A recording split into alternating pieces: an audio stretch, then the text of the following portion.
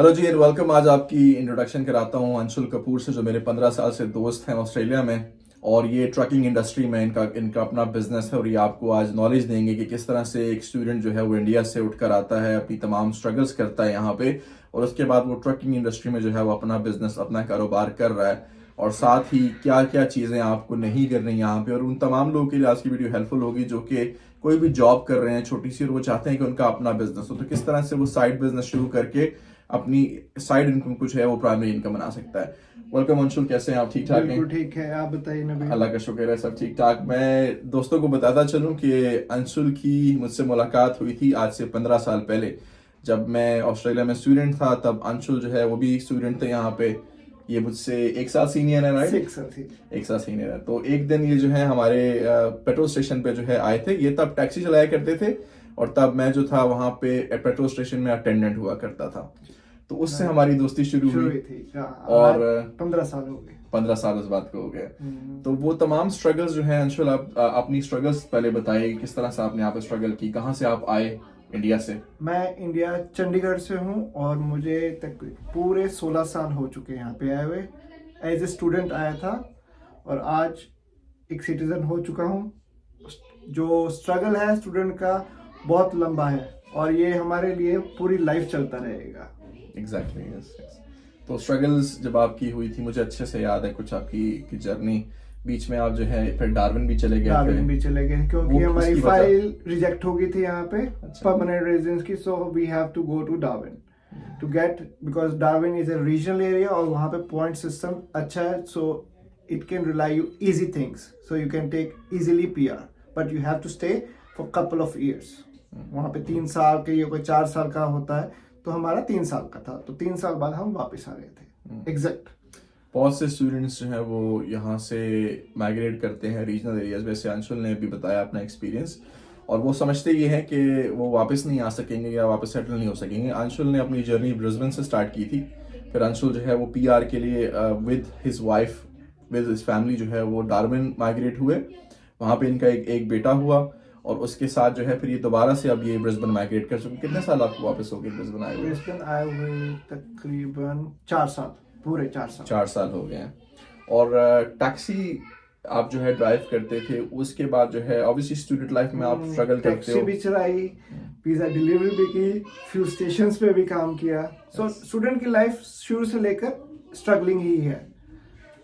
लेकिन सीखने को भी बहुत कुछ बहुत कुछ मिलता है, हर एक इंडस्ट्री को जानने का मौका मिलता है कि इसमें क्या अगर काम करना है तो क्या रूल्स हैं, रेगुलेशंस है, और वो हमें फॉलो करने पड़ते हैं। हर एक इंडस्ट्री इज डिफरेंट। ये आपने बिल्कुल ठीक फरमाया। और उसमें आप ये बताएं कि आपकी शादी जो है वो मेरे से थोड़ा पहले हो गई थी, और तब भी आपके मेरे दोनों की स्ट्रगलिंग डेज ही कह सकते हैं। स्ट्रगलिंग डेज तो आज भी चल रहे हैं। आज भी चल रहे हैं और चलते आएंगे। यस। तो वो तमाम लोग जो हैं वो जो अपनी शादी कर लेते हैं, इवन इन दो स्ट्रगलिंग डेज, मैनेज करना इजी हो जाता है विद वाइफ, फैमिली चलाना?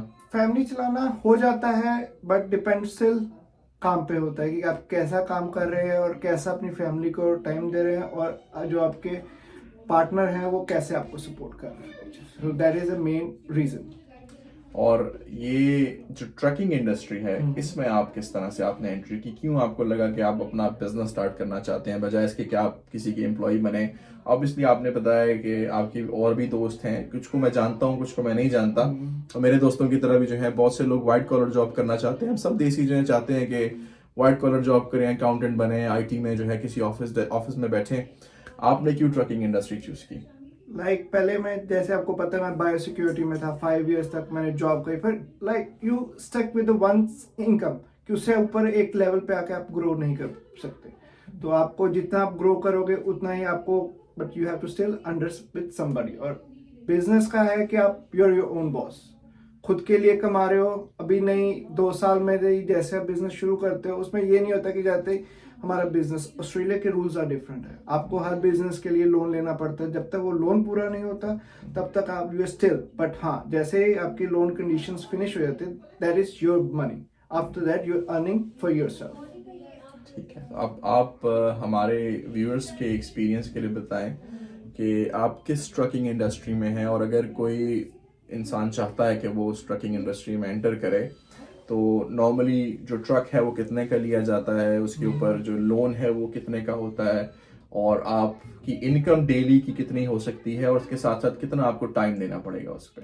कि फिर मैं वही बताता हूँ, ट्रकिंग इंडस्ट्री जो है is just not like a truck, उसमें भी डिफरेंट फील्ड है। अब जैसे आप कह रहे हैं मैं डॉक्टर हूँ, बट डॉक्टर किस चीज़ के हो, स्पेशलिस्ट कौन सी फील्ड के हो, कोई कहता है मैं सर्जन हूँ, कोई कहता है मैं स्किन डॉक्टर हूँ। तो ट्रकिंग भी सेम ही है, बट इसमें फील्ड्स डिफरेंट है। जैसे आप कह लो फ्लीट है, सो यहाँ से एक लॉजिस्टिक है, लॉजिस्टिक हो गया एक जगह से लेके जाके दूसरी सिटी में ड्रॉप करना और वहां से वापस ले आना इफ दे आर लकी। और कई होते हैं लोकल डिलीवरीज के लिए होते हैं, जैसे कोल्स वुडवर्थ के मिनी ट्रक्स होते हैं, दे आर लोकल कोरियर्स।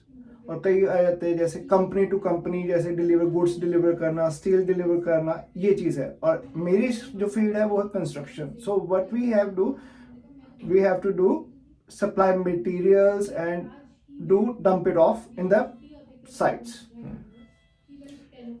और इसके अलावा ये बताइएगा आप कि आपने ट्रक जो है, नॉर्मली ट्रक कितने का आ जाता है, जो सप्लाई मटेरियल जो है वो पिक करना होता है, जो डंपिंग होती है किसी कस्टमर के घर में या किसी ऑफिशियल साइट पे, तो कितना एक्सपेंस हो जाता है एक ट्रक खरीदने के लिए? फिर ट्रक जो है डिपेंड करता है आपके पास कितने हॉर्स पावर का है। छोटा ट्रक भी होता है, they start with $50,000, 50, 100, 200, 300 and it goes till $500,000। इतना है एक्सपेंस, बट वही है, उस चीज में डिपेंड करता है आपका कितना बड़ा है और कितना छोटा ट्रक हो, उसी हिसाब से आपकी इनकम भी डिपेंड करती है इस इंडस्ट्री में।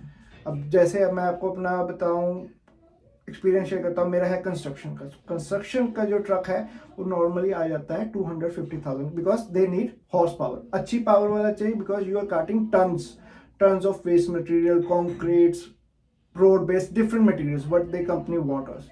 तो उसके लिए हमें एक अच्छी हॉर्स पावर का ट्रक चाहिए, तो we have to go for highest one. So जैसे मेरा ट्रक है 250, but that is just a truck. हमें उसके ऊपर एसेसरीज लगवानी है, बॉडी लगवानी है, तो उसके अदर एक्सपेंसिव कुल मिला के ये जो हमें आता है $3 लाख, $3.5 लाख का पड़ जाता है with GST. We have to pay GST. तो एवरेज बेसिस पे हम अगर इसको एस्टिमेट कर लें कि $3.5 लाख जो है वो इसकी कॉस्ट होगी, राइट। तो इससे आप नॉर्मली डेली का कितना अर्न कर सकते हैं कॉस्ट हटा के? कॉस्ट हटा के आप, क्योंकि cost first of all cost is big.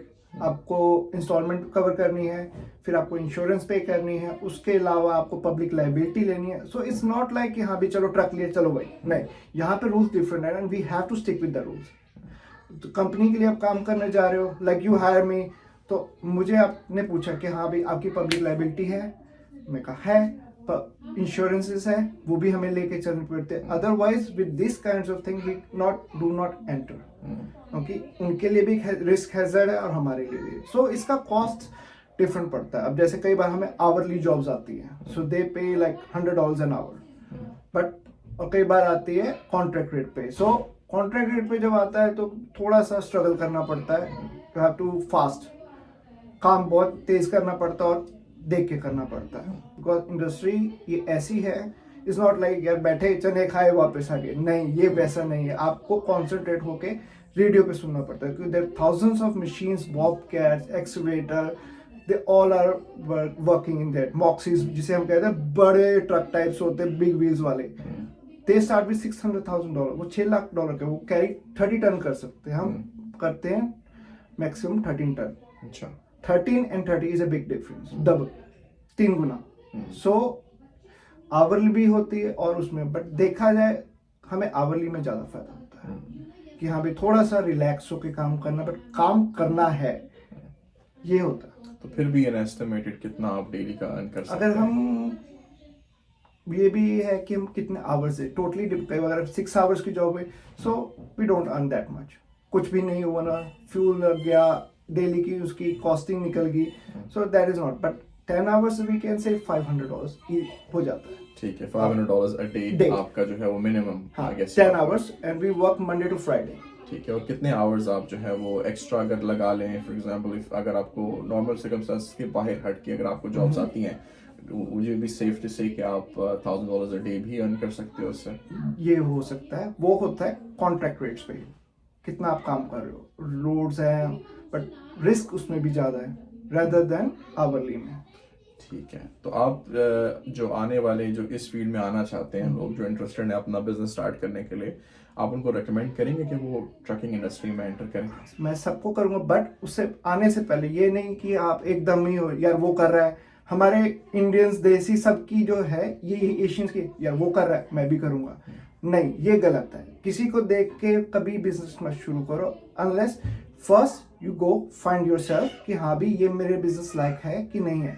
Jump into the industry, work करो, पहले किसी के लिए करो, एक एक चीज के फैक्ट्स निकालो, कितना इसको पे कर रहा है, कितना कहाँ से मुझे बचना है। तो ये चीजें आपको नॉलेज, बेसिक नॉलेज होनी चाहिए। मैंने भी जब ये शुरू करा था, I work for somebody for 6 months, उसके बाद मैंने डिसीजन लिया कि नहीं यार आई कैन डू इट। तो ट्रेनिंग जरूरी है, इससे पहले बहुत जरूरी है, हर एक ट्रक- बिजनेस के लिए ट्रेनिंग जरूरी है। अब 7-Eleven ले लो यार, ले लेते हैं चल तो रहा है, नहीं, उसके अंदर के रूल्स पता होने चाहिए कि क्या आपकी इनकम इनगोइंग है, आउटगोइंग है, कितना बैड मर्चेंडाइज है, इसके क्या बैड थिंग्स है, इसकी क्या रनिंग कॉस्ट है, ठीक है, डेली कॉस्ट क्या है, मेंटेनेंस कॉस्ट क्या है। ये हम ले तो लेते हैं, बाद में जब काम नहीं आता फिर हम रोते हैं यार अब क्या होगा, अगले महीने की किस्त कैसे देंगे, मेंटेनेंस कैसे आएगी, अब रजिस्ट्रेशन आ गई साल बाद, अब ट्रक के टायर डरने वाले हैं। तो इन चीज़ों को हम सबको कवर करके ही चलना पड़ता है। तो 15 साल से ज़्यादा इनको यहाँ पे हो गए हैं ऑस्ट्रेलिया में, और 2 साल ऑलमोस्ट इनको होने वाले हैं ट्रकिंग इंडस्ट्री में। अगर आपको कोई आज 80,000 90,000 ईयर पे कोई वाइट कॉलर कोई डेस्क जॉब ऑफर करे, तो क्या आप वो ऑफर एक्सेप्ट करेंगे या आप अपने ट्रक्स के साथ? मैं अपना बिजनेस खुद ग्रो करना चाहूँगा, उसी की तरफ अपना डायरेक्शन लेके जाऊँगा कि because I am not already in this world. Excellent. तो ये आप सब आप ऑडियंस के लिए उम्मीद करता हूँ आज की वीडियो अच्छी हेल्पफुल रहेगी, और जो एंड मैसेज है वो अंशुल का, वो यही मुझे लग रहा है, मैं उनके मुंह से सुनना चाहता हूँ कि अपना बिजनेस जो है वो ज़्यादा अच्छा है बजाय इसके कि आप डेस्क जॉब में सारी ज़िंदगी जो है वो अपनी गुजार दें। बेशक आप डेस्क जॉब करें, do it on the side, और या फिर आप प्राइमरी आपकी जॉब जो है वो डेस्क जॉब होनी चाहिए, लेकिन साइड पे अपना बिजनेस ज़रूर स्टार्ट करें और कोशिश करें कि उसको जो है प्राइमरी इनकम में कन्वर्ट करें। और डोंट हेजिटेट कि हाँ भी, डोंट रश कि हाँ भी यार 2 साल हो गए मुझे कोई टर्नओवर बैक नहीं आ रहा, अभी खर्चे ही निकल रहे हैं। वेट फॉर द टाइम, एक बार आपका लोन सब पे हो जाए उसके बाद दैट इज योर बेबी। कहते हैं ना कि प्लांट को हमें पानी देंगे कि अभी इस पे फल नहीं आया, फ्रूट नहीं आया, वेट फॉर इट, उसका भी एक टाइम होता है, एकदम ही कोई चीज आपको रिटर्न में नहीं आती। बिजनेस का यही है, जिस टाइम आपका रिटर्न आना शुरू हो गया फिर कहेंगे यार मैं इसको और ग्रो करता हूँ, और वेज निकालेंगे कि हाँ भी दैट्स माय बिजनेस, अब मुझे कोई सेकंड जॉब देखनी चाहिए कि हाँ भी I don't have to worry about this thing. So business का यही है, you have to wait, don't rush. एक चीज हमने मेंशन नहीं की, आपसे सवाल नहीं किया, वो ये है कि ट्रकिंग इंडस्ट्री में लाइसेंस की भी जरूरत है। बहुत सारे लाइसेंस। उसका क्या प्रोसेस है? प्रोसेस है, डिपेंड लाइसेंसेस का। सो इट्स नॉट लाइक कि आप कार लाइसेंस पे भी, वो कुछ ट्रक्स हैं, अब इसके लिए अब जैसे मेरा है HR है, हैवी रजिस्ट्रेशन, तो इसके लिए मुझे टेस्ट पास करना पड़ता है, रिटर्न भी होगा, ठीक है, उसके बाद मेरे को प्रैक्टिकल भी देना पड़ेगा। कॉस्ट कितनी होगी उसकी? पहले जिस टाइम मैंने दिया था ट्रांसपोर्ट की फीस थी $350, इंस्ट्रक्टर ने लिया $600, और रिटर्न टेस्ट हुआ मेरा $150, सो अप्रोक्सीमेटली $1100-1200 लगे थे मेरे। और इसके अलावा कितना टाइम आपको लग गया था आपको लाइसेंस मिलने में? बाय लक कहें तो पहला लाइसेंस जो मैंने अपना नॉर्मल कार का लिया था वो भी मेरा फर्स्ट अटेम्प्ट में क्लियर हुआ था, ट्रक का भी मेरा फर्स्ट अटेम्प्ट में ही क्लियर हुआ था। सो मैंने टेस्ट दिया, उन्होंने कहा सर ओके, उनको they have to check the points कि आप कैसे चला रहे हो, रिवर्सिंग कैसी है, आप टर्न कैसे करते हो, कि ट्रक इज नॉट कि अगर आप जैसे स्किड कर ली वो उलट जाता है, you have to be careful, और कैसे लेन्स चेंज करते हो, कैसे टर्निंग 2 लेन्स में आके आपको घुमा के ट्रक लेके आना पड़ता है।